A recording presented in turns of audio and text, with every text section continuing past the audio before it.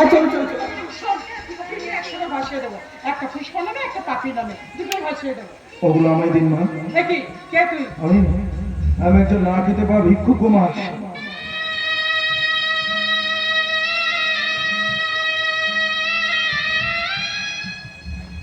আমি নদীর চড়া করে থাকি একজন না খেতে পাওয়া ভিক্ষুক গো মা। দিন মা দিন ওই খাবারটা আমায় দিন। কিন্তু এ তো পিণ্ড। তাতে কি হয়েছে? মানুষ যখন খিদের জ্বালা সহ্য করতে পারে না, যা পায় তাই খায়। কিন্তু না না না, কোনো কিন্তু না, দিন মা নে দিন মা দিন। কতদিন পর খাবে? বাহ, জীবিত সন্তানের মুখে পিণ্ড তুলে দিচ্ছ মা নামের এক কলঙ্কিনী ডাইনি। কি বলছো তুমি? ঠিকই বলছি, তোমরা যার মুখে পিণ্ড তুলে দিচ্ছ তোমাদের অত্যাচারে জর্জরিত 15 দিন ধরে না খেতে পাওয়া পুষ্পা। পুষ্পা বেঁচে আছে, পুষ্পা মারা যায়নি। পুষ্পা! ছি, লজ্জা কেন তোর? জীবিত সন্তানের মৃত মানুষের পিণ্ড খাচ্ছিস। কে বলেছে আমি জীবিত?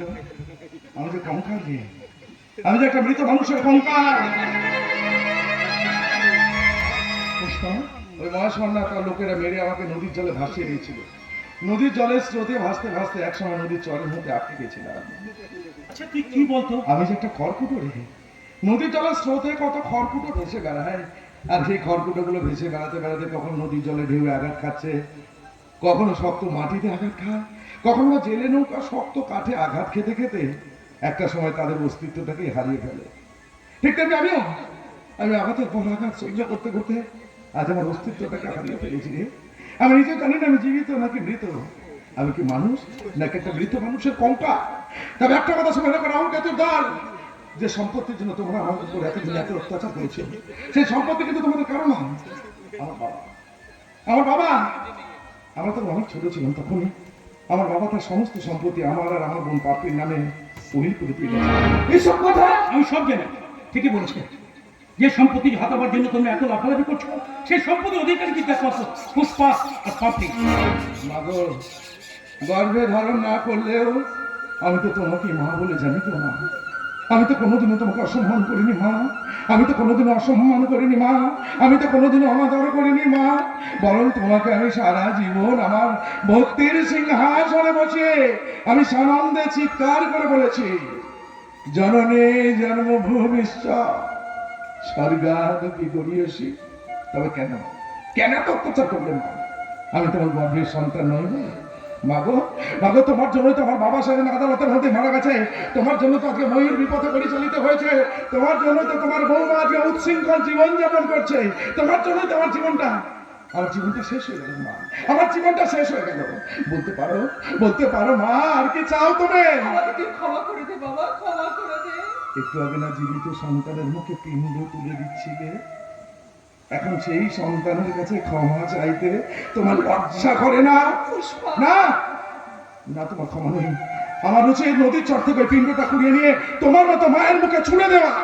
দাদা দাদা, তুই আমাদের ক্ষমা করে দে দাদা, আমাদের ক্ষমা করে দে। সম্পত্তি চাই না?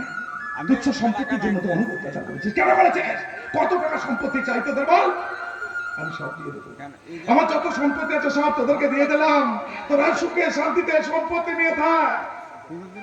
আমার কদিন বাঁচবো রে? আমার জীবন তো শেষ হয়ে গেছে।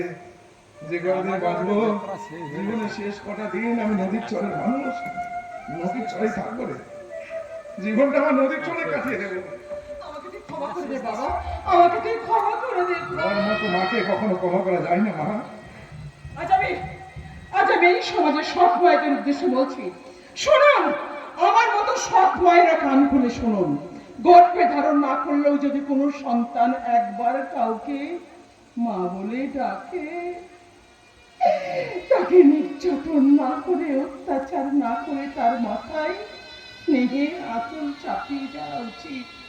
বাবা, সতীর ছেলে হলে জীবনে কোনোদিন কখনো তোকে মায়ের স্নেহ, মায়া, মমতা কিচ্ছু দিতে পারে রে, কিচ্ছু না। আজ তোর মাথায় হাত রেখে আমাকে একটুখানি আশীর্বাদ করতে দিবি বাবা। মাগো, কি শান্তি, কি তৃপ্তি, কি শান্তি। ভালো থাকিস বাবা, সুখে থাকিস। আর যদি পারিস আমার মতো মহা পাপীকে ক্ষমা করে দিস বাবা। ক্ষমা করে দিন। বাবা, মা, দাদা